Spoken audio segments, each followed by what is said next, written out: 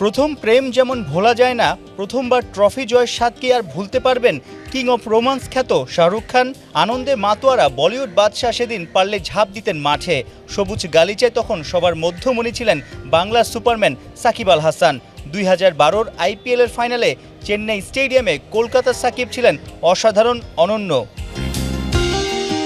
ফিরে যাই বছর খানেক আগে, গেল ওয়ানডে বিশ্বকাপে নিউজিল্যান্ডের বিপক্ষে এই চেন্নাইয়ের পিচে 40 রানের দারুণ ইনিংস খেলেছিলেন সাকিব আল হাসান।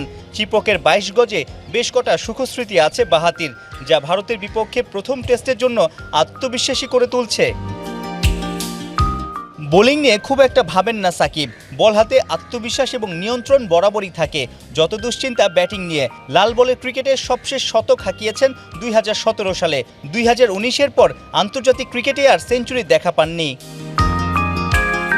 মরার উপর খাড়ার ঘা, বছর খানেক আগে চোখে সমস্যা ধরা দেওয়ার পর যেন আরও ছন্দহীন হয়ে যান ব্যাটার সাকিব। গেল সপ্তাহে ইংলিশ কাউন্টির ম্যাচে 9 উইকেট তুলেছিলেন।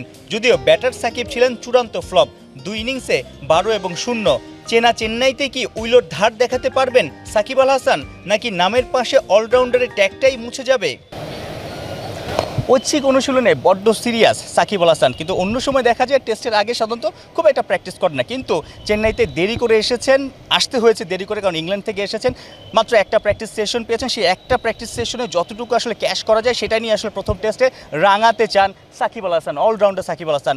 অলরাউন্ড পারফরমেন্স কি করতে পারবেন চেন্নাইয়ের পিচে? কারণ সাম্প্রতিক সময়ে গত 1 বছর আমরা দেখছি তার চোখের সমস্যার কারণে সেভাবে ব্যাটিংটা হচ্ছে না। তিনি বোলিংয়ে বরাবরই সাবলীল, পাকিস্তানের মাটিতেও বোলিংটা করেছেন ভালো, পাকিস্তানের বিপক্ষে ব্যাটিংটা আহামরি তো হয়নি। ইংল্যান্ডে যে কাউন্টি ক্রিকেট খেলেছেন সেখানেও তিনি সেইকে ছিলেন।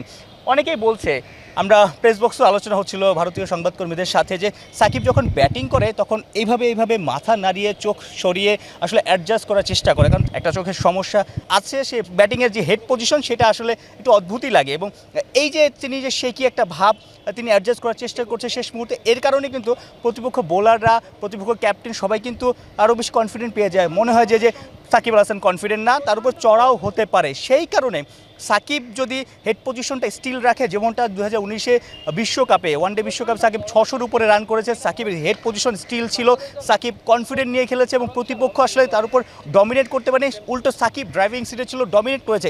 সেই সাকিব যদি আসলে ব্যাটিংয়ে একটু চেঞ্জেস আনে হেড পজিশনে, হেড কোচ হাথুরু সিংয়ে আছে, ডেভিড হেম্প আছে, তারা যদি এই বিষয়গুলো নিয়ে কাজ করে, হয়তো সাকিব চেন্নাই শুধু না, কানপুর এবং আগামী যে কদিন খেলবে সাকিবকে আমরা অলরাউন্ডার হিসেবে পাবো। বোলিংয়ের পাশাপাশি ব্যাটিংও সাকিব আল হাসান নিশ্চয়ই দুর্দান্ত ইনিংস খেলবে। সাইফুল রূপক, 71, চেন্নাই, ভারত।